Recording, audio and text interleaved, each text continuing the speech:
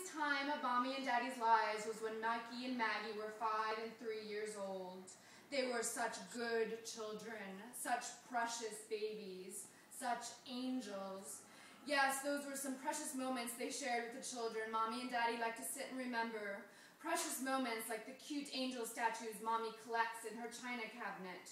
Children are such angels. Their children were anyway. They had the whitest blonde hair like glowing halos. They were really angels, but then their hair grew brown and darkened. And everything darkened in adolescence, especially Maggie. But when they were their babies, their angels, their dollies. Mommy dressed Maggie in the prettiest dresses, and sometimes they would dress alike, and Maggie would sit on Mommy's lap, and Mommy would comb her hair and teach her how to braid her dolly's hair. And Daddy would play rough and tumble games with Mikey, and play sports, and ride bikes, and they were the bestest of friends. Because Mommy and Daddy didn't have adult friends, their children were their friends. That's what one has children for anyway, isn't it? Mommy likes children when they're at the age before they start disagreeing with you or knowing more than you do.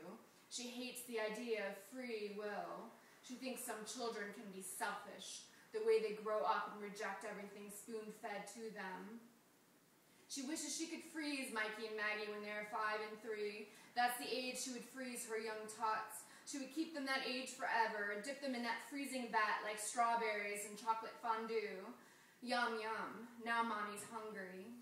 Mommy and Daddy get sad thinking about their empty nest. There's no sound Daddy likes more than the laughter of children. It is music to his ears. Sometimes they sit out on their back patio and eat bowls of a snack mix bought in bulk at Sam's Club. There are so many different flavors you have to try chipotle, barbecue, and honey mustard. And reminisce about the old days when they heard the sounds of young tots everywhere, or 2 young tots in particular. Their little devil and their little angel, because boys are supposed to be devils and girls are supposed to be angels. Now the tables have turned.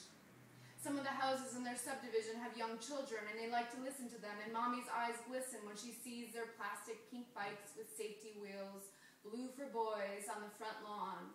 She wishes her children never took off their safety wheels. Who knew that they would choose to fly away from their Mommy and Daddy? Although Mikey didn't fly that far. He lives in a nearby subdivision in a nice house because he's a good boy. Mikey takes care of his parents, and isn't that the natural order of things? You have children, and then your children grow up and take care of you. They don't leave and move to Chicago and live in a bad neighborhood that they know your Mommy is too frightened to visit. What was wrong with all the in-state schools, Mommy would still like to know.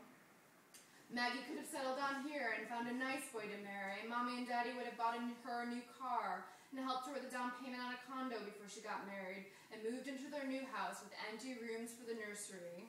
What was good enough for Mommy and Daddy and Mikey should have been good enough for Maggie. But oh no, Maggie wanted to move to the big city, far, far away from those who love her. And now Mikey is practically an only child, yes, practically an orphan, yes. It was a big scene, and Daddy, although Daddy is as benevolent and as kind a man as there ever was, Daddy said he did not know who she expected to pay for all this. When Maggie wanted to major in psychology, where are the jobs in that?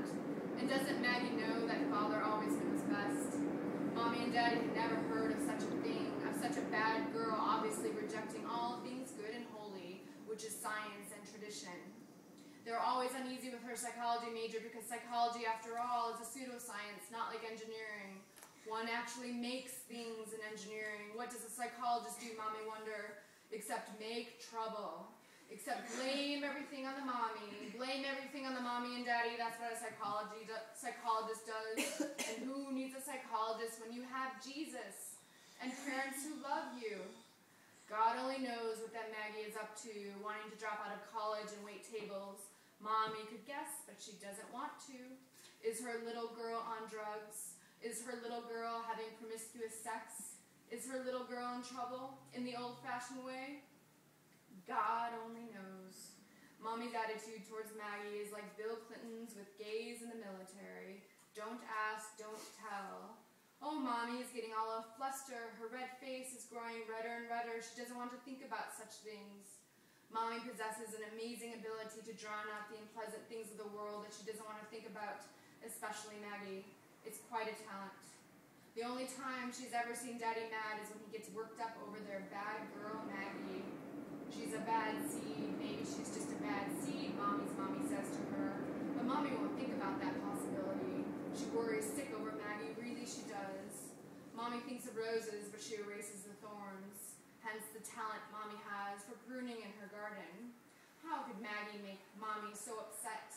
Doesn't one know that one should respect one's elders? It's in the Bible. Honor thy mommy and daddy. Do not take the name of thy Lord in vain, which Maggie certainly has to mommy and daddy's faces. Some very unpleasant words mommy doesn't like to hear, which mommy doesn't care to repeat. No, mommy doesn't care to repeat. Malachi, if mommy